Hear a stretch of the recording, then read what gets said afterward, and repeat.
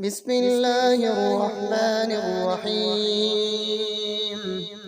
الذين كفروا وصدوا عن سبيل الله أضل أعمالهم، والذين آمنوا وعملوا الصالحات وآمنوا بما نزل على محمد وهو الحق من ربهم كفر عنهم سيئاتهم ذلك بأن الذين كفروا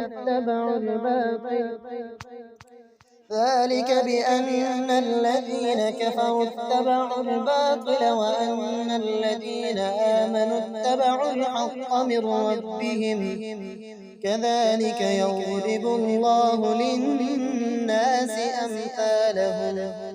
فإذا لقيتم الذين كفروا فضرب الرقاب حتى إذا أثخنتموهم فشدوا الوثاق، فإما منا بعد وإما فداء حتى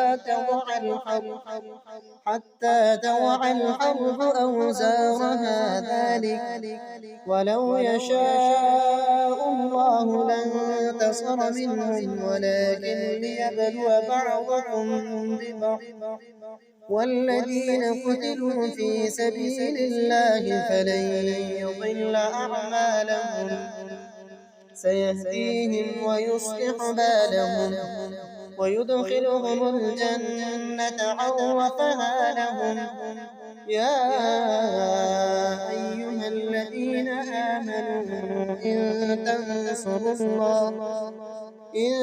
تنصروا الله ينصركم ويثبت أقدامكم، والذين كفروا فتعسا لهم وأضل أعمالهم. ذلك بأنهم كرهوا ما أنزل الله فأحبط أعمالهم. أفلم يسيروا في الأرض فينظروا كيف كان عاقبة الذين من قبلهم دمر الله عليهم وللكافرين أمثالها. ذلك بأن الله مولى الذين آمنوا وأن الكافرين لا مولى لهم.